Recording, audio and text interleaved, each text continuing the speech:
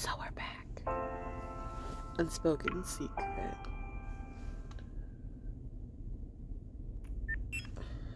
I pressed my thumb down on the lock, and Grandma's box opened with a light, mechanical click. The lamp on the desk shines over yellow papers. The one at the top of the pile appears to contain experimental data with diagrams. Observation log. The subject heart has been stable for 72 hours. Preliminary assessments indicating fusion with the Aether core was successful. AC fluctuation test number 1. The energy fluctuation value of the Aether core has reached level 2. The subject heart is stable. AC fluctuation test 2. The energy fluctuation value of the Aether core has reached level 3. The subject heart is stable. Fusing a protocore with a human heart? Why do Grandma have records about an illegal experiment like this? It's also the first time I heard of a protocore called the Aether core. Could it be related to one of those associations it's looking for? I jot down the name of the special protocore and continue to read the files. The next 2 sheets report similar data. The last sheet, however, is a handwritten instead of typed it.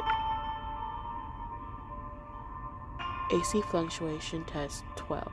The energy fluctuation value of the Aether core has reached a level 6, 7. I can't even read these days. The subject is showing abnormal signs. Warning, stop it. The messy red handwriting ends with 3 startling exclamation points. This looks like Grandma's handwriting. As I read the documents, a feeling of dread fills the room. Gender, female, 7, 8 years old, evil, and a haunted class. There's no name in the subject information category, but there's enough to make an educated guess. Could this test subject be? Questions and answers interlock like chains in my mind. The sweet Grandma I knew was revealed a side of her I didn't know she had. Could a test subject in these records be me? As the initial shock subsides, I hesitate for the moment, then pick up the phone call, the only person who might have an answer. Did something happen? Of course did that something happened. Zane, I need to ask you a question. Sensing the urgency in my voice, Zane's voice also becomes serious. I'm listening.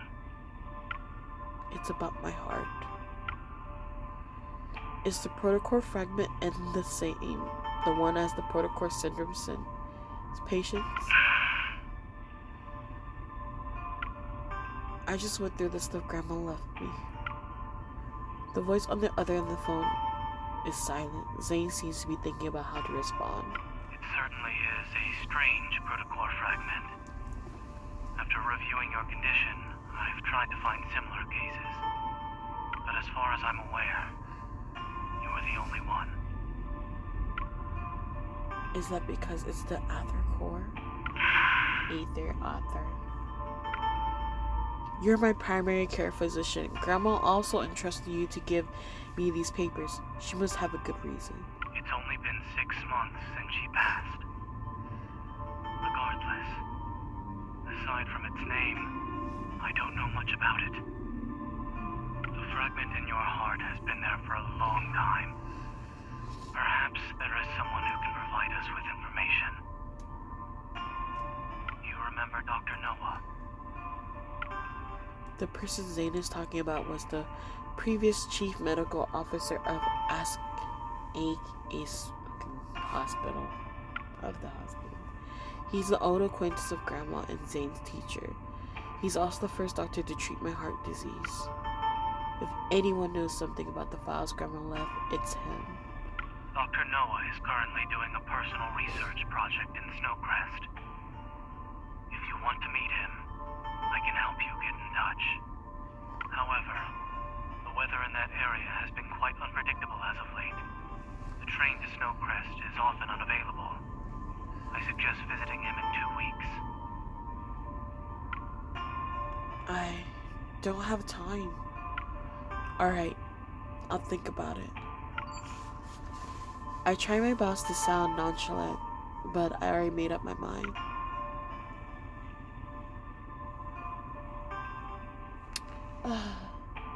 I'm still so sad about the last part.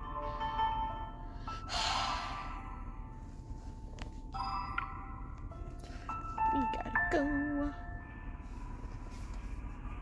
So you're already in the Arctic? Did anyone go with you?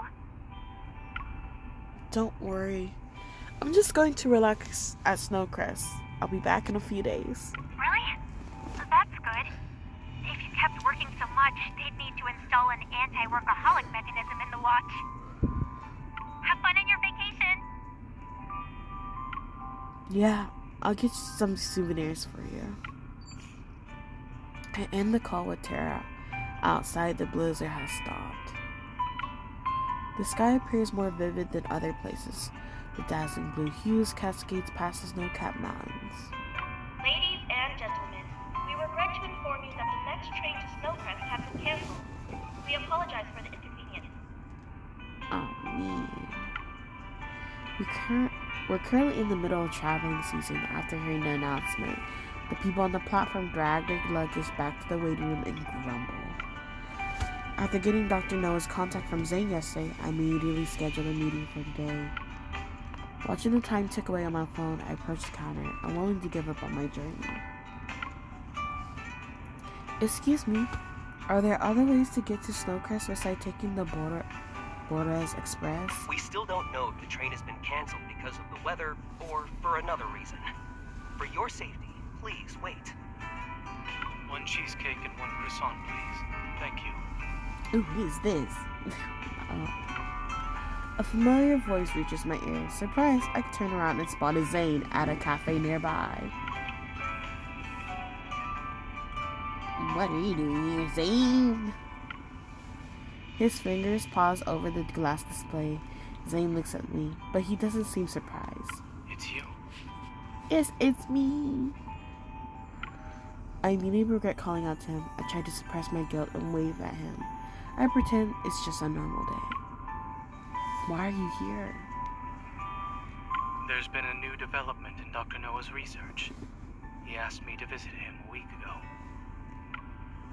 After answering my poor excuse of questions, Zane's gaze shift back to the freshly baked bread on the counter.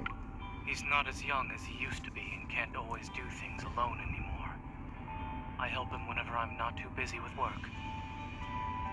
Would you like to eat something together? Yes. Thanks. I'll get a sandwich then. Sir, the 2 lattes you ordered are ready. Here are to go. As Zane is about to pay, I beat him to it. It's on me, since we're both stuck at the station. Why don't we keep each other?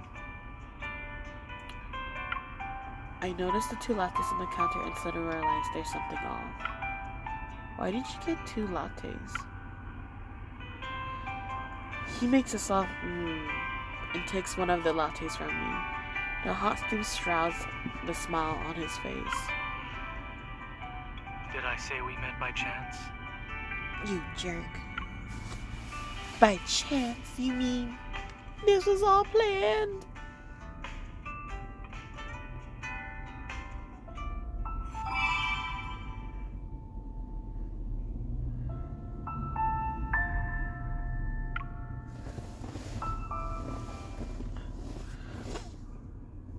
There's only one flight from Lincoln City to the Arctic. It departs in the morning and arrives in the evening local time once a day.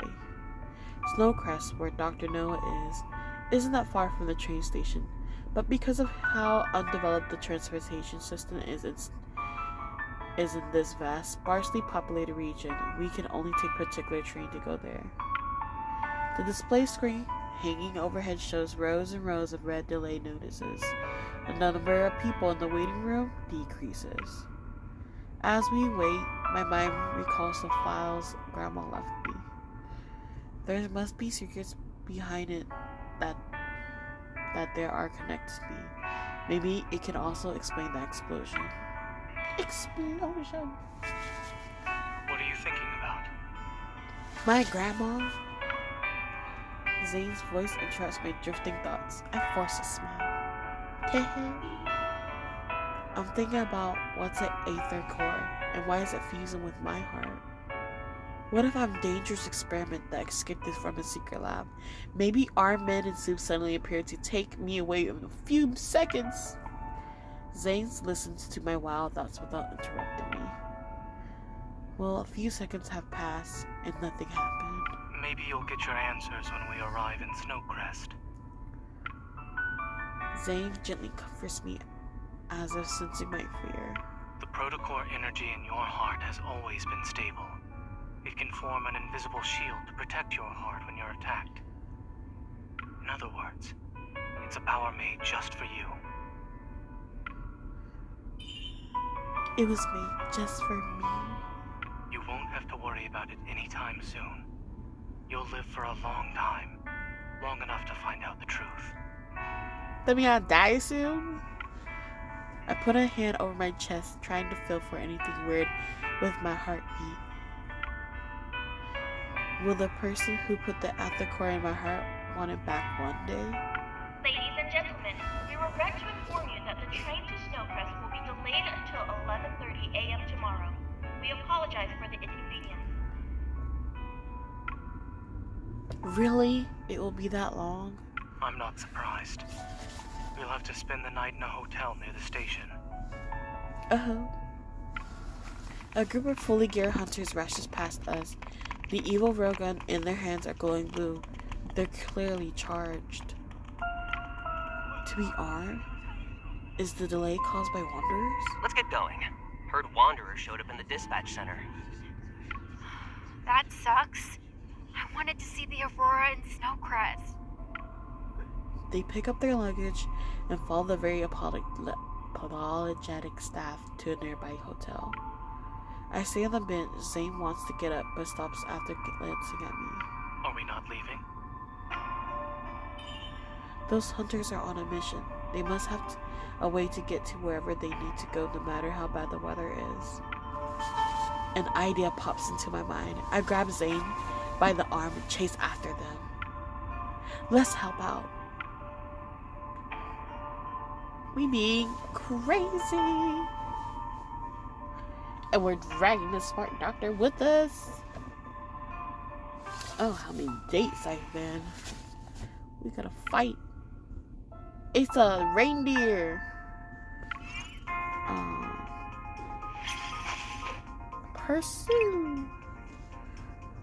Fighting with our life.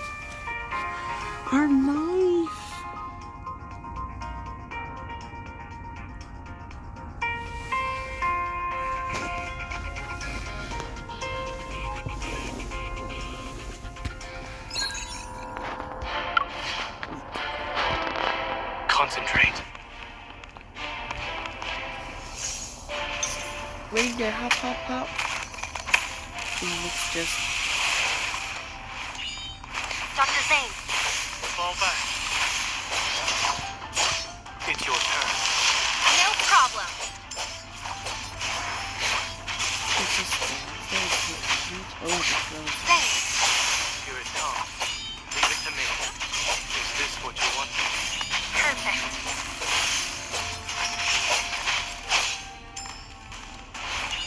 I'll show you. It's your turn. Nope. It is weak. Now's our chance. Smack. Dr. Zane. Fall back. Victory is within reach. Keep your tempo. It recovered. Be careful. Don't let your guard down. Keep your dip. It's your turn. No problem. It is falling apart.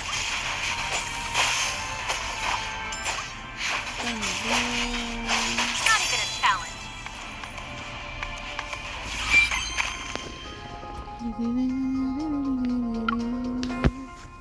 Back to the storyline.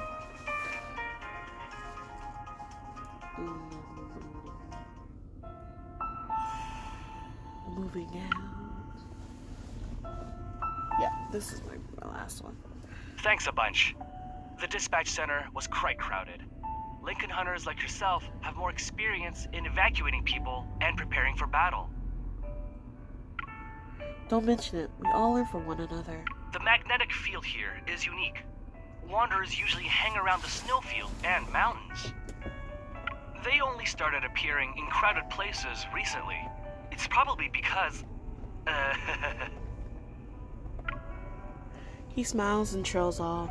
That information is probably classified. Judging from the scale of the damage at the dispatch center, no trains will be leaving from today onward.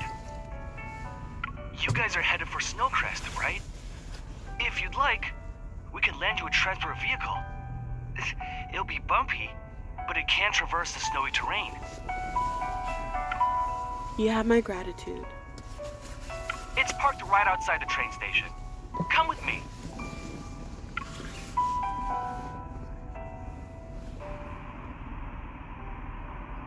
It starts to snow outside.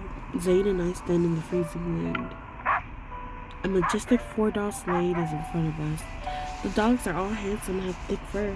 Their height is around half an average person's. What do you think? It's a specialty here. Treat it like a tourist experience. Awesome. It's up to you now. My team is leaving. See ya! Another cold gust passes. I look at Zane quietly and smiles sheepishly.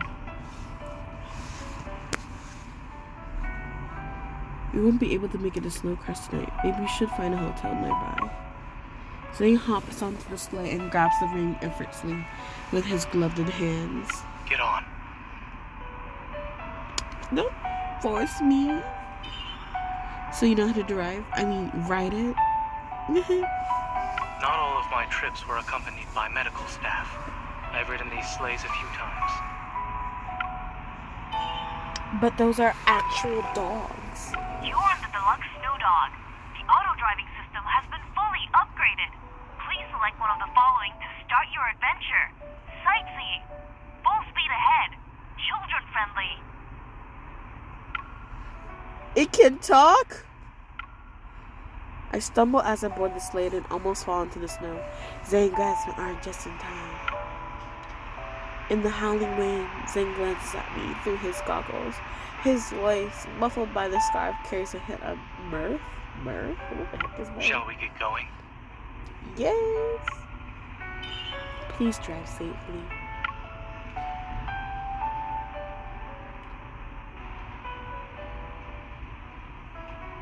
After passing through the vast snowfields, the terrain becomes ever more mountainous. At the end of the horizon is Snowcrest shrouded in the dust. The sleigh dogs started their journey back immediately. I rubbed my slightly wind-burnt face and walked to Zane. Judging from how well you're steered, you're definitely not someone who helps out a few times a year. You're like a local. What did Dr. Noah say? Should we go directly to him, or...? He said he's busy at the moment and can't pick us up in person. But Zane pauses curiously. I met his gaze. he's arranged our pickup ride. A snow-white silhouette appears between us. What's that? I almost forgot how clingy he is. Sorry, a quick pause here. Sorry, there was a quick pause. In response, the white creature leaps out from the flower fields and lay on Zane's luggage. It's so cute. Only now do I see the little white fox. Zane closes his eyes as if it's been hit by a migraine. When he opens his eyes, fixes his breast and returns to normal. You've gained weight, Pi. Pie! He's so cute. You two know each other? He is Dr. Noah's pickup ride. So cute. Well, I gotta go. But I'll see you guys next. I hope you're enjoying the whole Love and Deepspace. I hope you're not hurt. But see you guys.